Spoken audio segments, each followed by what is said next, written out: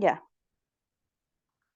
Cualquier cosa, en una, si tenía un papelito, una agendita, anda anotando y hacemos las preguntas mejor al final, porque si no, como soy tan buena para hablar, después me quedo ahí, no avanzo nunca. Entonces al final después hacemos las preguntas y sean más puntuales. ¿Ya? ya vale. Ya, entonces vamos a dar comienzo al taller que puse yo preparándome para amantar. Este es un taller que me gusta mucho darlo porque las deja así como bien listitas para lo que se viene, ¿ya? Son varios temas.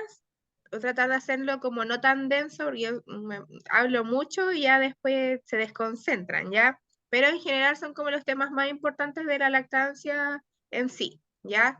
El primero de todo es los beneficios de la lactancia, que aquí también traté de poner como los más importantes, que obviamente son durante la lactancia, post lactancia y también beneficios para la madre.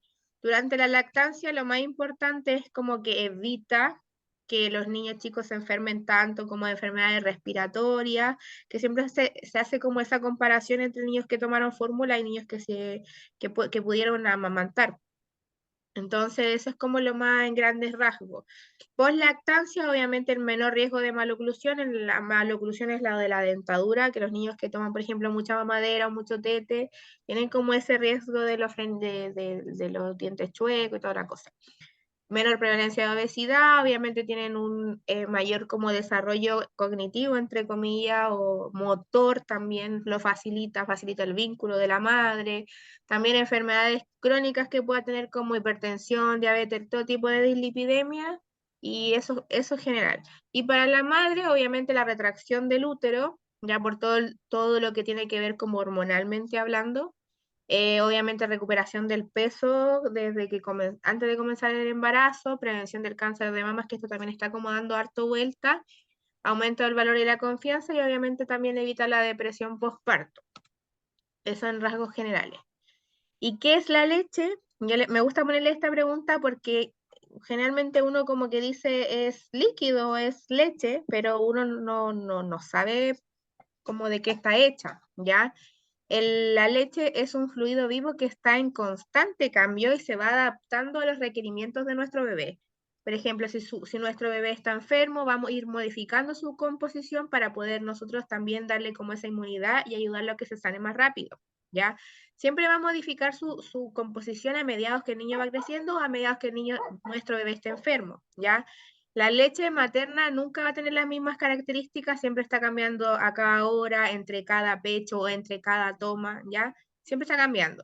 Se dice que al mediodía tiene mayor cantidad de grasa, ¿ya? La primera leche que sale de una toma es alta en lactosa y en carbohidrato y lo que viene como más atrasito es la grasa. Por eso se dice que no hay que darle con tiempo, no hay que estar mirando el reloj para poder amamantar, porque todos los niños obviamente se alimentan de manera diferente, hay una frecuencia, un ritmo diferente en lo que ellos van sacando la leche. Entonces, por ejemplo, había niños que la mamá decía, ya, 15 minutos cambio de teta y no alcanzaron a llegar a esa grasita que viene al final y es la que les hace subir de peso. Entonces, en esas cosas hay que tener claras como las señales de hambre y las señales de saciedad que nos va a ayudar a hacer una toma más a libre demanda, más a de conocer a nuestro bebé, no de estar por tiempo, ¿ya? Y los tipos de leche, en general es una leche humana materna, pero esta va pasando por fases, ¿ya? Y es importante conocer las fases porque eh, cada una tiene su beneficio, ¿ya? El calostro no le dan la importancia que deberían darle, porque tampoco está considerado como una leche como tal, es como suero que le llaman, pero yo sí lo considero así, yo se los enseño como que sí, sí es leche, tranquila. Este se va a producir, incluso la de las 21, ahora se habla desde la 16 semana de embarazo, se empieza a producir desde ese entonces, preparando como la glándula mamaria para la llegada de nuestro bebé. Es de color amarillo, es muy denso, es un líquido demasiado denso que se produce entre 2 a 20 ml por mamada, incluso a veces hasta se habla de como en el día en general, ¿ya? Y esto es suficiente para un recién nacido. ¿Por qué? Porque luego igual más adelante vamos a hablar de las capacidades gástricas, en lo que se va a condecir con lo que es el calostro o la leche de transición o la leche madura con la capacidad gástrica, con el tamaño del estómago de nuestro bebé, ¿ya? Entonces, al calostro le dan la importancia que deberían porque cuando uno está en la clínica te dicen como, ay, no, te sale pura agüita, o no, mira, te salen gotitas, pero esas gotitas son realmente importantes porque esas son las gotitas que necesita nuestro bebé. Al principio tú no vas a ver chorros, no vas a sentir los pechos llenos, van a ver gotas solamente, pero cada gota cuenta. De hecho, incluso hay mamás que son como tan, como lecheras entre comillas, porque al final que te salga calostro o que no te salga calostro durante el embarazo no significa que vayas a tener más o menos leche. Solamente a algunas les aparece y a veces les aparece tanto que lo aprovechan de juntar en los recolectores de calostro y lo llevan ese día cuando tienen a su bebé y se lo dan, ¿cachai? Pero tampoco es como una recomendación para todas, ¿cachai? Solamente que si lo alcanzó a juntar, bacán, pero si no, va a haber leche. Entonces, si hay un buen estímulo durante los primeros días, va a llegar pronto la bajada de la leche, que entre comillas como la bajada de la leche porque esto ya se viene desencadenando hace mucho rato, ¿cachai? El beta caroteno es el que le va a dar el color amarillo y el sodio y tiene como un poco sabor saladito. Ya no sé si después tú vayas a querer probar las leches, pero sí tiene un sabor como salado, ¿ya? Por cada 100 ml de calostro hay 57 kilocalorías de grasa, o sea que al final es literal, como dicen, es la primera vacuna, ¿ya? Muy importante. Ya puede aparecer no durante el embarazo, eso no quiere decir que tendrás más o menos leche. Luego viene la leche de transición y esta se va a producir más o menos desde el cuarto al 15 día posparto y esta va a aparecer cuando tú ya llegues a tu casa. Entonces hay mamás que me dicen como, no, a mí recién como al cuarto, quinto día me bajó la leche. Y entre comillas, sí, porque claro, baja harta cantidad. Pero, o sea, el calostro también era muy importante porque tiene que pasar el proceso, todo el proceso primero, ¿ya? Entonces, en estos días es cuando se produce como la real bajada de la leche y es cuando los pechos se llenan hacia full y están como súper tensos. Y claro, porque la hormona ya se activó, ya despertó, ya se dio bien cuenta de que nuestro bebé está acá, que hay que alimentarlo, que su capacidad gástrica, así como nuestro bebé, crece muy rápido en el tiempo. Entonces ya, pilas, hay que empezar a producir más leche para darle más leche a nuestro bebé. Entonces aquí cuando se producen aproximadamente entre 600 a 700 ml, o sea, estamos hablando de 12 ml a 700, ¿cachai? Entonces muy brusco, muy brusco. Y se habla, así que generalmente es como, no, todavía no te ha bajado la leche y ahora te bajó la leche, como que se hace ese cambio entre las palabras, ¿ya? Pero no hay que dejar de lado al calostro, que de verdad que es muy importante, ¿ya? Y esta se va a mantener más o menos hasta el 30 días y lo que hay que considerar de esta leche, y que te lo pueden decir mucho igual, es que es como blancuzca. Porque como es de transición, no termina de ser ni como agua ni leche. ¿Cachai? Como que está ahí entre medio. Entonces va a llegar una tía o no sé y te va a decir, ay, tú tenés la leche delgada. Por eso no se llena la guagua. Y no, pues, no hay leches ni delgadas ni gruesas, o sea, la leche es leche y va cambiando su composición hasta ya llegar a la leche madura, y esa sí ya es un color como más fuerte, como ya, un color blanco, ¿cachai? Entonces aquí la leche madura aparece más o menos al mes y también obviamente aún así, aunque ya sea madura, siempre va a ir cambiando su composición porque esta es la leche que se establece desde ese entonces hasta cuando ya hacemos el destete, ¿ya? Entonces aquí obviamente ya es más o menos unos 500 ml y o sea, unos 700 a 900 ml y cuando ya empieza la alimentación complementaria a los 6 meses, ahí desciende un poco porque obviamente estamos entre comida y la teta, entonces baja un poquito y se mantiene en esa producción en promedio obviamente de mujeres, hasta que ya uno hace el destete y ahí pasa por una etapa como calostral, porque involuciona hasta que ya desaparece. La leche no, tampoco desaparece un día para otro. O sea, si la guagua dejó de succionar, va a haber menos leche. Si la guagua mantiene la constante succión, el constante estímulo, siempre va a haber leche, ¿ya? En esta foto se hace la diferencia como del calostro, que es amarillo y Ujú. poquito, y la leche madura, que esa ya obviamente ya es harta, ¿ya? La capacidad gástrica de nuestro bebé, yo también me gusta poner este tema porque es muy importante saber el tamaño de la guatita de nuestro bebé y yo tengo unas guatitas acá que me gusta mucho mostrárselas porque de verdad que literal son como una bolita.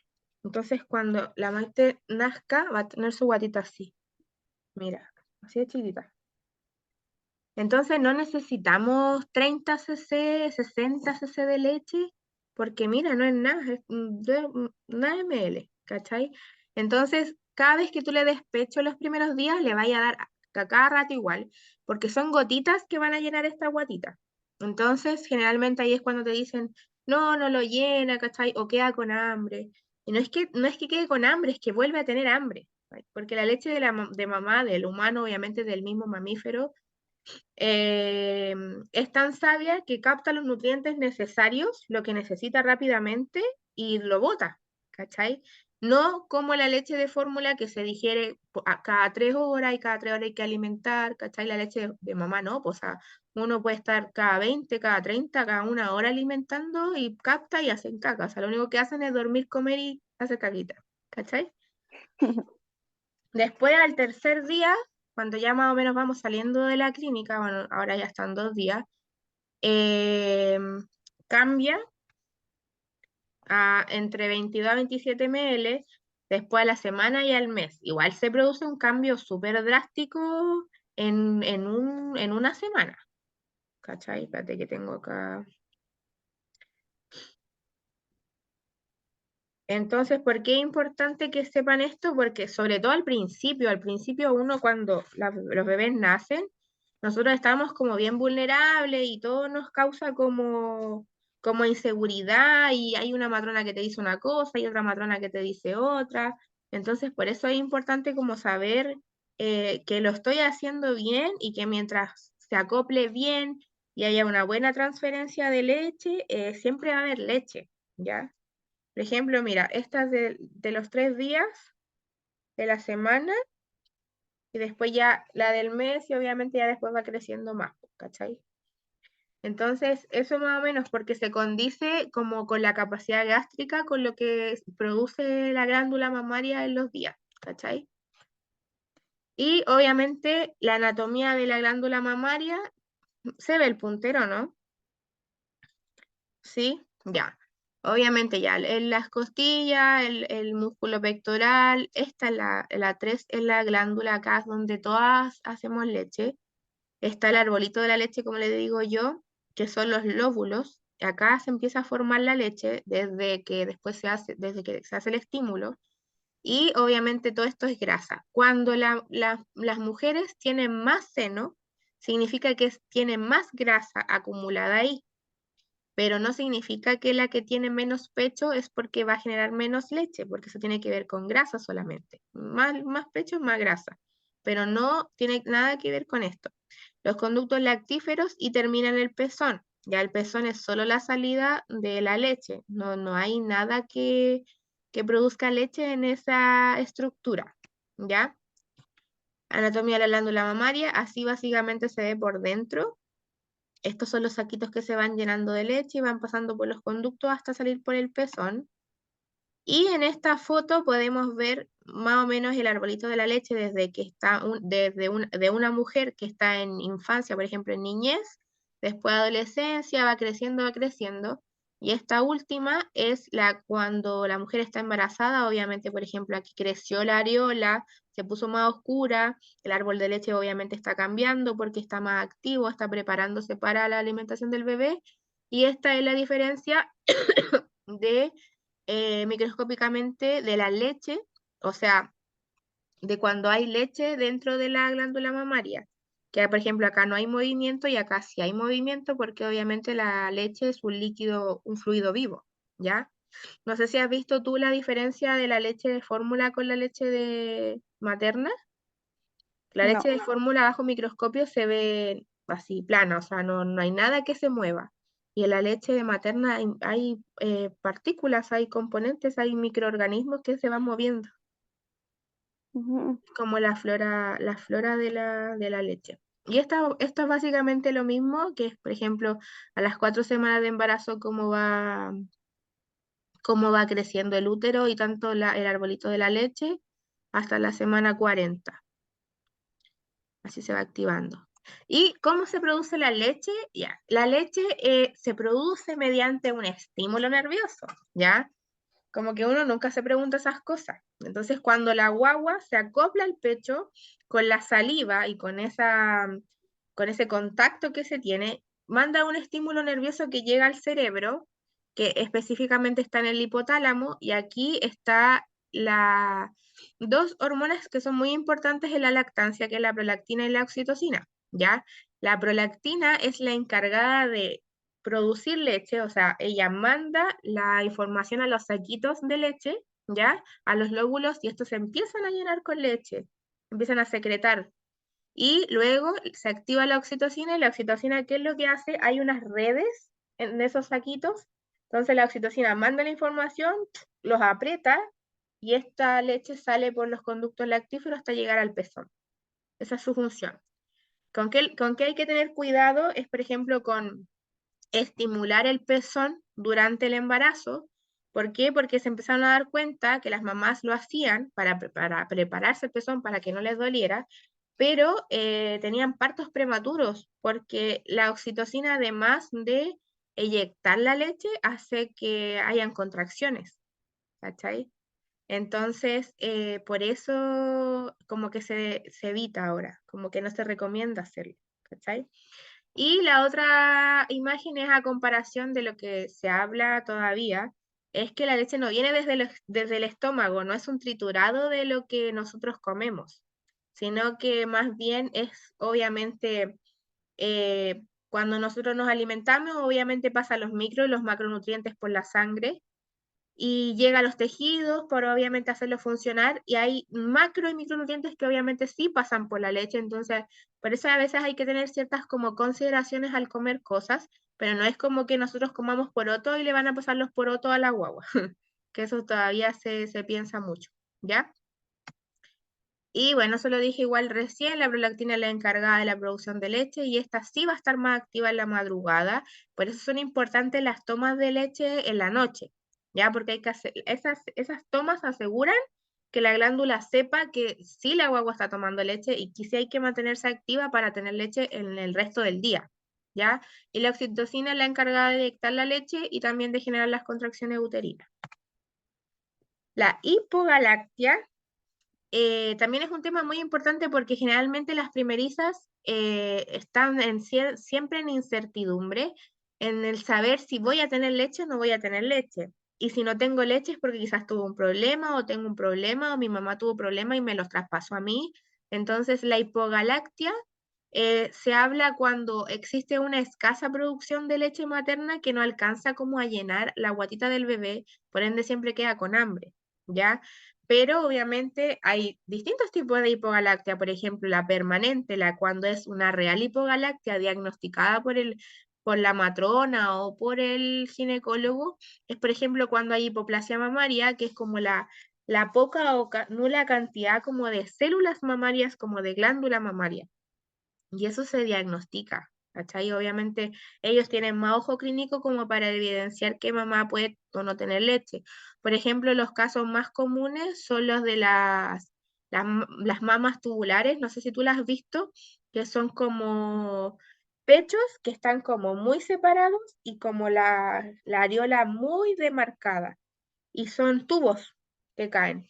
Entonces ahí uno puede decir como, ya, esta chiquilla tiene mamas tubulares y probablemente tenga como escasa cantidad de glándula mamaria, por lo tanto va a tener que suplementar a su guagua porque no va a ser la cantidad suficiente, es más anatomía, fisiología de la mujer, ¿cachai? Pero eso lo diagnostica, ¿cachai? Por ejemplo, trastornos de amenorrea sostenidas que tienen como problemas con la regla o problemas con la tiroide que no hayan sido tratadas, ¿cachai? O por ejemplo, antes cirugías mamarias que alcanzaban, en vez de sacar como solo grasa, sacaban parte de la glándula mamaria, ¿cachai? Que eran, eso te estoy hablando hace años atrás, ¿cachai? O bueno, quizá alguna vez mal hecha. Esas son hipogalactias que de verdad uno dice, ya, puede, no, no, o sea, no voy a tener leche, o no voy a hacer lo necesario. La hipogalactia temporal tiene que ver con la obesidad y la diabetes, cesáreas programadas de emergencia, pero más que como la cesárea en sí que sea programada, es que no practican mucho la hora de oro en una cesárea.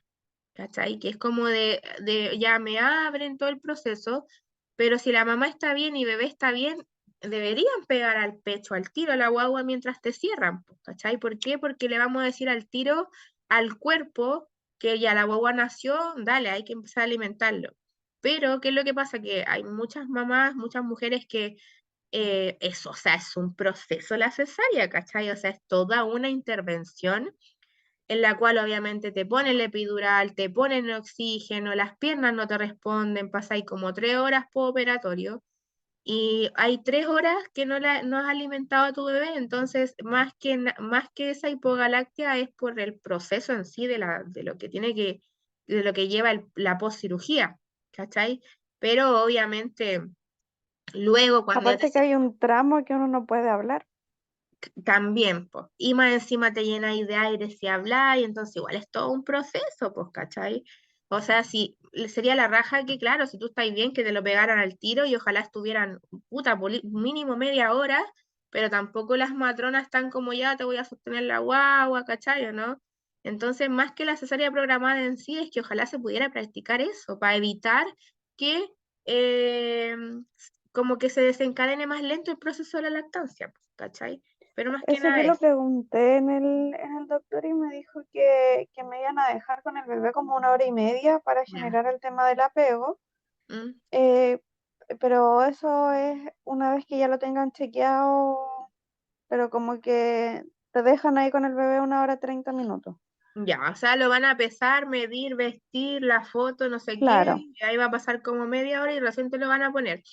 Mira, no te calentís la cabeza por eso, porque al final, todas, como yo recientes mujeres hemos vivido las 3 horas postoperatorias y al final igual hemos dado teta.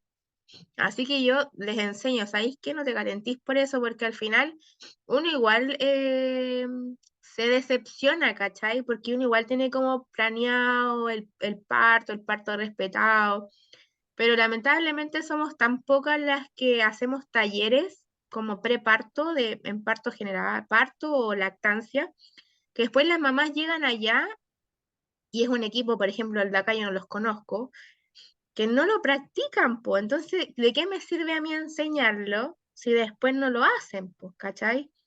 Entonces digo, ya, esto podría pasar, sería lo ideal, pero si no pasa, tranquila, porque de igual manera vaya a poder amamantar, ¿cachai?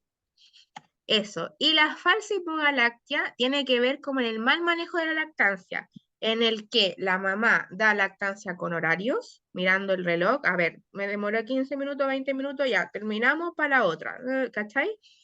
Mal acople al pecho y una succión deficiente o poco efectiva, y eso a veces tiene mucho que ver con cómo es el paladar de la guagua, si tiene frenillo o no, si vierte el labio o no vierte el labio, ¿cachai? Porque a veces no todo el problema es de nosotros, a veces voy yo y la mamá impeque, ¿cachai?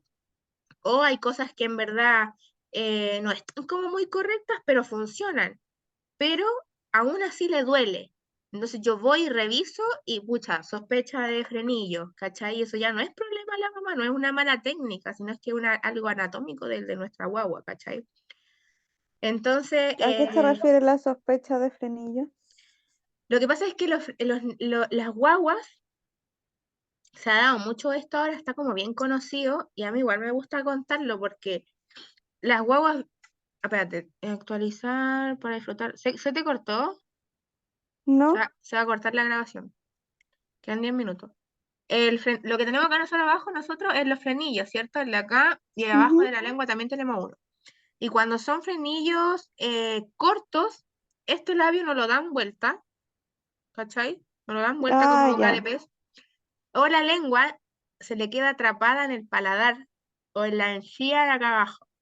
Entonces eso no hace que se produzca un movimiento ondulatorio de la lengua, no la tienen suelta. Y eso produce mucho dolor en la mamá y no se pueden alimentar bien, po, porque el que hace salir la leche es la lengua. Entonces, cuando yo voy y veo un frenillo corto, ya, sospecha de frenillo, ¿cachai? O a veces yo digo, ya, está corto, yo solamente hago sospecha porque yo no evalúo la rigidez, nada, ¿cachai? Entonces digo, ya está corto, pero como yo siempre hago como el control la semana siguiente o a las 2 semanas siguientes, digo ya, igual puede funcionar. Y cuando voy, después no funciona y ya no es problema de la mamá porque la mamá ya acomodó todo, ya puso bien la mano, cambió el brazo, el frenillo, po. Entonces ahí se van con derivación a fonoaudiólogo y a odontopediatra. Y lo ideal es que corten el frenillo como durante las primeras semanas o durante el primer mes, aunque aún así todavía se habla de recidivas que lo cortan cuando son muy chiquititos y vuelven a hacer frenillo. Pero es como importante evaluarlo cuando son así de chicos, porque después hay muchos guaguas que nunca se lo vieron.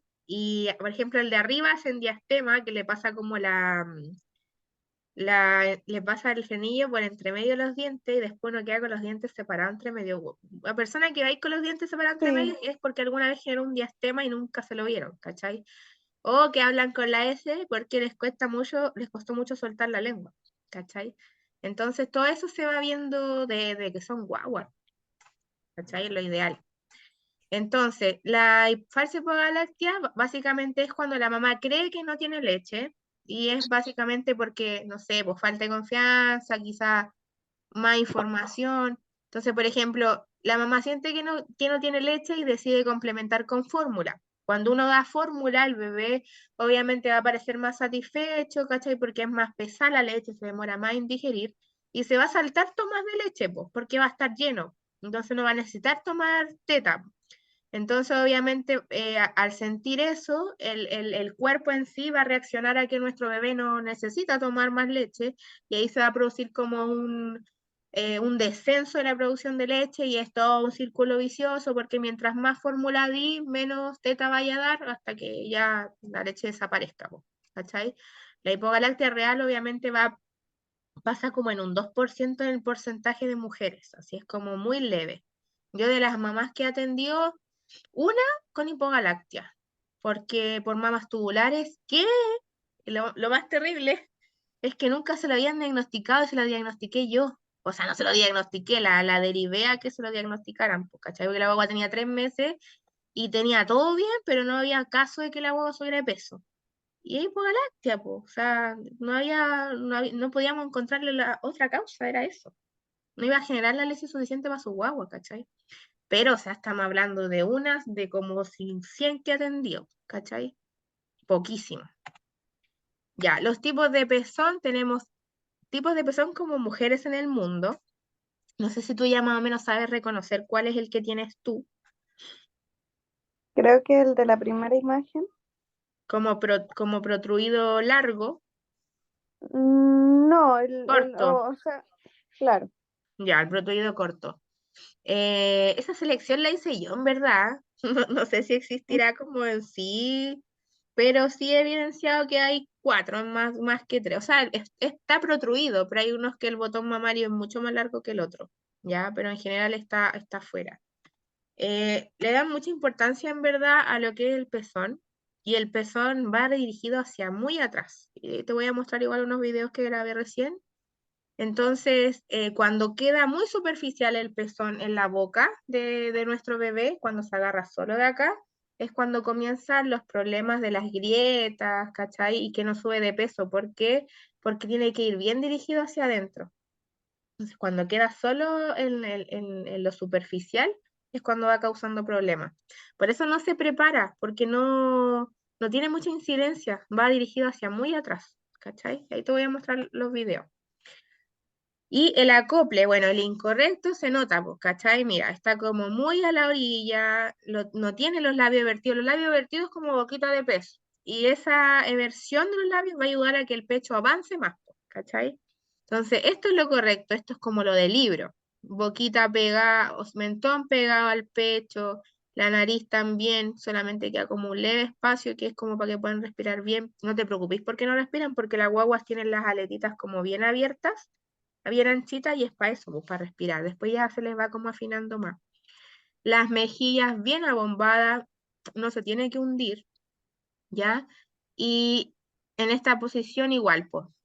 Siempre la consideración de alinearlos bien, oreja, hombro, cadera, nunca así de lado, con la cabeza así para el lado, porque no nos facilita la deglución de la leche.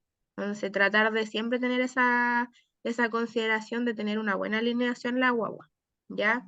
Bueno, lo que hablábamos recién, el acople, posición asimétrica, porción de la areola, gran porción de la areola en la boca, mentón pegado al pecho, labio vertido, alineación de oreja, hombro, cadera, mejillas deben ver redondas, cabeza apoyada en el antebrazo. Bueno, esto dependiendo de la posición que quiera que te acomode más para poder amamantar. No se deben oír chasquidos, que nosotros le llamamos como piñisco del pezón, y tampoco debe doler. ¿Ya? Y para tomar el pecho, siempre la consideración de que no hay que hacerlo en tijera, porque estos dedos no tienen la fuerza suficiente para hacer el agarre del pecho y además tapan los conductos. Lo que hay que hacer es tomarlo en C o en NU, dependiendo de la posición en que esté la boca de la guagua, que lo vaya a ver en un video. ¿Y para qué? Para hacer sándwich. Ya es como cuando nosotros nos vamos a comer un pancito, un churrasco, hay que apretar el pancito para mascar, ¿cierto? Y nosotros no apretamos el pancito así, pues, en vertical, pues sería re difícil comer un pan así de lado. Entonces, lo mismo hay que tratar de considerar con la guagua. Y las posiciones para amamantar, hay tantas, hay muchas, pero la que más yo recomiendo es la invertida, que también lo vaya a ver en un video que grabé ahora, ¿ya? Me quedan 30 minutos.